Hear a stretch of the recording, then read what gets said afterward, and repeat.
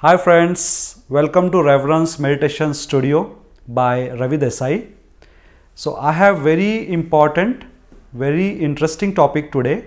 It is, you can see on the screen, 5 koshas. It is also called as Pancha Kosha in Sanskrit. Now why I said it is very important?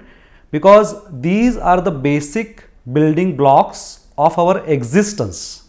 So in Sanskrit scriptures, Vedic scriptures, ancient rishis and saints, they have already studied this topic thoroughly, and these saints and rishis were seers. They got this knowledge in meditation, which is, I will be talking in this topic.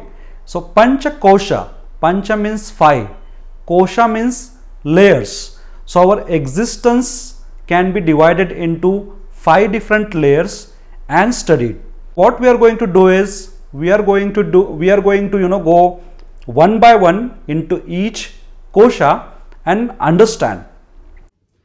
So these 5 koshas are, first one is body, Annamaya kosha. Second one is energy, Pranamaya kosha. Third one is man, Manomaya kosha, mind. Fourth one is intellect, Vijnanamaya kosha. And the last one is bliss body, Anandamaya kosha. So these are the 5 kosha, my friends. And now, so let me give an example. Let's say, so nowadays everyone uses smartphone. So let's say smartphone is a body, but it doesn't work on its own. It needs a charge. So we keep on charging our phone, and that charge, that energy is Pranamaya kosha, right? And then the phone has softwares in it, which or apps in it, which help us operate that phone, use that phone. That is mind. So in Vedic sciences, they say, so we have a gross body, which is a physical body, like a hardware, and then we have subtle bodies, which is like energy, mind, intellect. So these are the subtle bodies, like softwares. And then there's a causal body, bliss body, where our true existence lies. So we'll definitely go into the details. So why it is important to understand these koshas? See guys, we have curiosity about anything and everything outside world, so we are curious how things are made up, what is its architecture, what are the building blocks, but we miss the point about our own self, how we are made up of, what are our building blocks. And because we don't know our own architecture, how things work, so we get into many kind of physical problem, mental problem, because as Sadhguru says, if you don't know who you really are, then you are missing the very life, you are missing the very point. And that is why, and he says inner engineering. So we are doing inner engineering here. We are trying to understand our own mechanism, our own architecture. That is why it is important. Now let's move on to these koshas. So first one is physical body, right? Annamaya kosha. Anna means food, the body which is made up or created out of food. That is your, first kosha. Now again, this body, even though it seems one physical body, but it's an illusion. The body is made up of trillions of cells, and every cell is different in texture. It has a different work to do. For example, the cell in your eyes is different from the cell in your kidneys. So we are trillions of cells, but it seems to be a one body, and each cell is like an individual body. So that is the body, and it is made up of 5 elements. So what are these elements? Earth, water, fire, air, and ether, means space. So this body is made up of these 5 elements. And this first kosha, we do need it, we exist in this world as a body, we need the vehicle, to carry out the other koshas. So this is first kosha, Annamaya kosha. Now let's move on to the second one. As I was initially telling, in the discussion, that we need a charge in the phone. Similarly, for this body to run all the processes, to run the entire system, we also need a charge. This body needs a fuel, and that is called as Pranamaya kosha, the life force energy within. That energy is prana. That is Pranamaya kosha. Without energy, the machine cannot operate. It cannot run on its own. So now prana, it also comes through the food as well as air. I mean the air we breathe. We have a very beautiful mechanism to continuously charge our body. So we breathe prana. Again, if we go into the detail, this prana also is made up of 5 main pranas and then 5 sub pranas. I have a separate video, to explain entire Pranamaya kosha. Do visit it. So this is Pranamaya kosha, energy. Now the next one is Manomaya kosha, very important. So all the feelings, all the emotions, whatever we feel and whatever we learn is through this kosha, my friends. Manomaya kosha. Manomaya kosha is also a subtle body, and many psychosomatic problems we face in this modern era and stressful life is not having enough understanding about this Manomaya kosha. So mind is a faculty and instrument given to us, to experience. And this Manomaya kosha experiences the inside world and outside world through 5 senses. So we have 5 senses. We all know we have sight, we have hearing, we have taste, we have touch. So the mind experiences the world through 5 senses as well as dream. So dreaming is also from the mind. So this is Manomaya kosha. And as you can see, the body, the energy, the mind, these are the instruments, these are the faculties. We will go at last, who we are and what are these, how we are separate. The fourth one is intellect, Vijnanamaya kosha. So whatever knowledge we gain, whatever wisdom we gain through understanding, through reading, through learnings, this is the kosha. This is called as a buddhi in Sanskrit.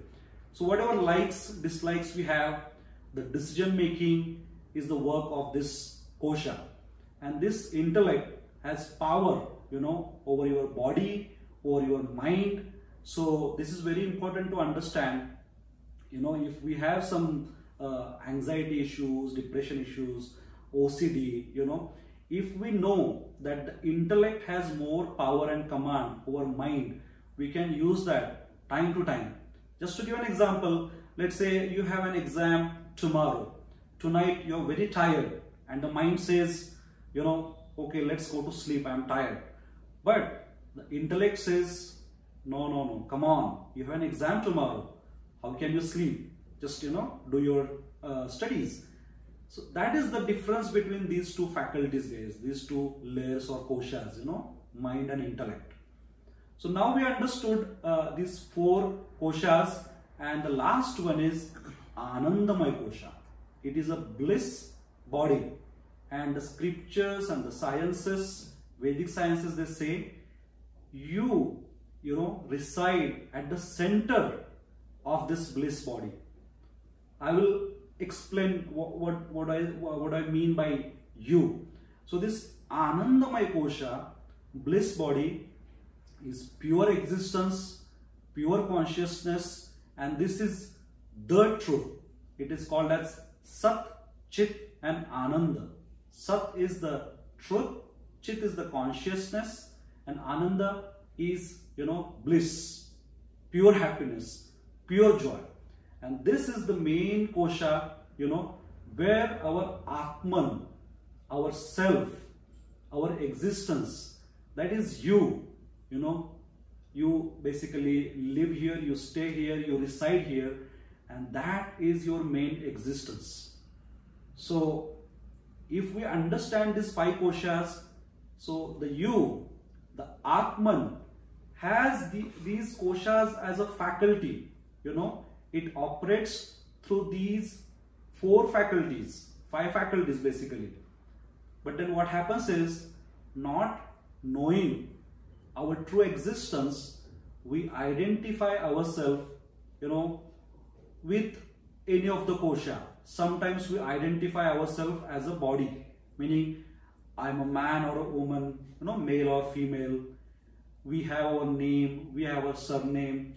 So we have, you know, and we care a lot about the body. We need to, definitely, but we get so obsessed with this body consciousness, we forget, you know, the other koshas and our existence. Then if you identify yourself with mind, and then mind has n number of things. Sometimes mind is happy, sometimes it is not, sometimes it is pleasant, sometimes it is angry, and time to time the emotion changes and the mind changes, and we get continuously identified with the mind, not knowing our existence, and we get into trouble, we get into issues, right? So now intellect, if you identify with the intelligence, you get an ego. You know, I am so and so, I am scientist, I am doctor, and we are continuously like, I am something, you know, I am somebody, and that gives you an ego. So that is what I am saying. So these are the faculties. We get identified with these things and we forget who you are.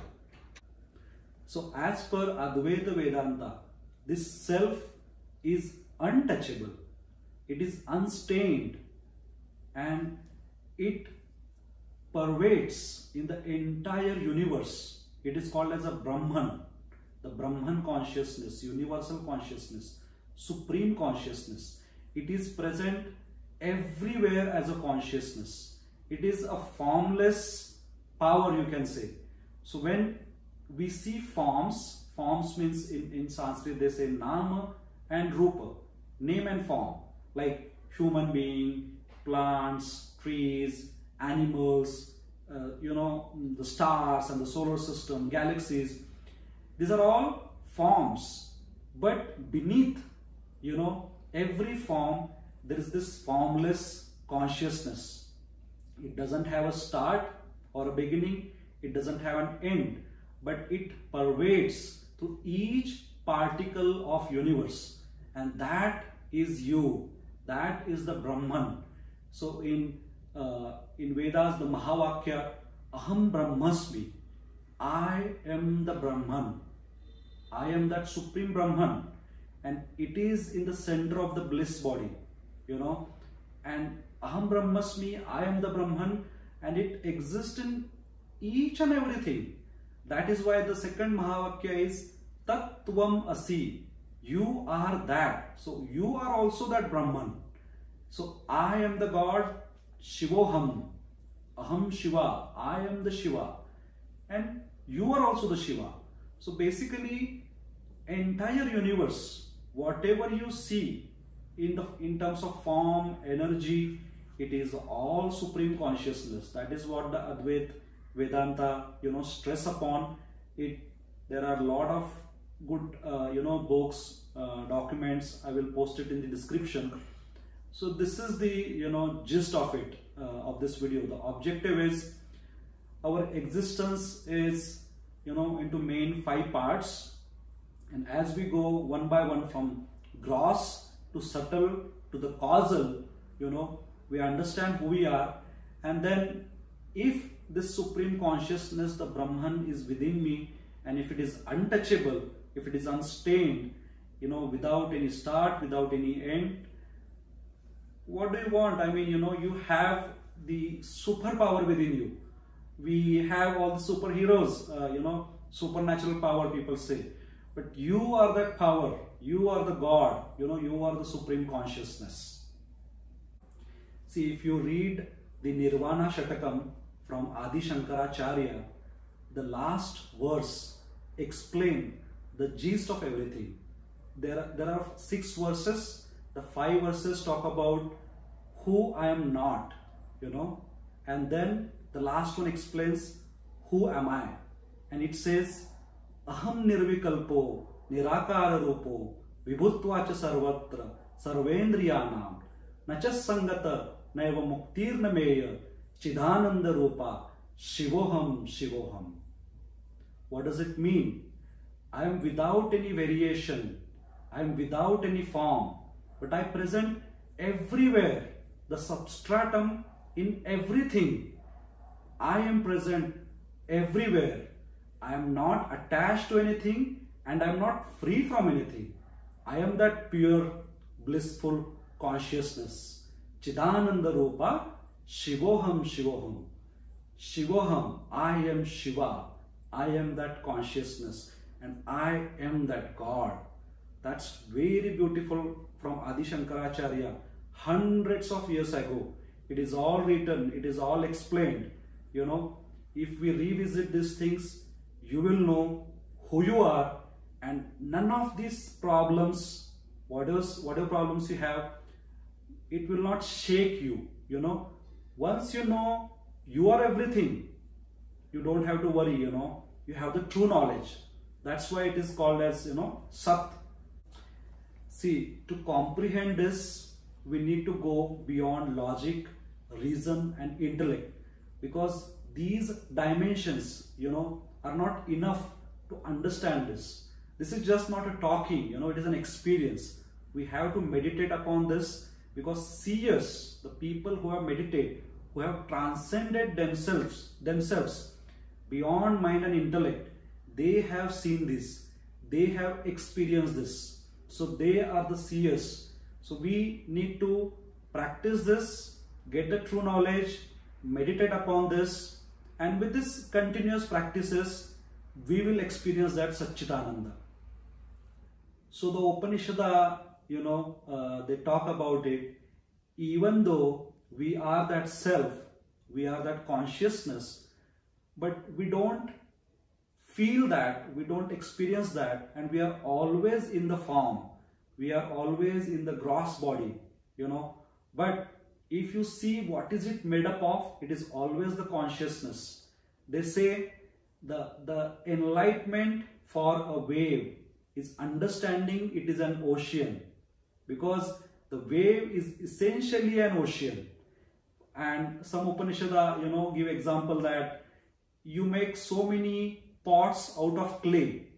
You give different names, but essentially it's a clay, So Chandogya Upanishad, they say, Tattvamasi Shvetaketu, you are that. So don't get confused into forms. Even though let's say you have a different ornaments, but essentially it's a gold. So understand what is beneath, understand your true existence, and then you will be liberated and you will acquire the true knowledge. And that is Panchakosha for you guys. I tried my best to explain, this very important topic.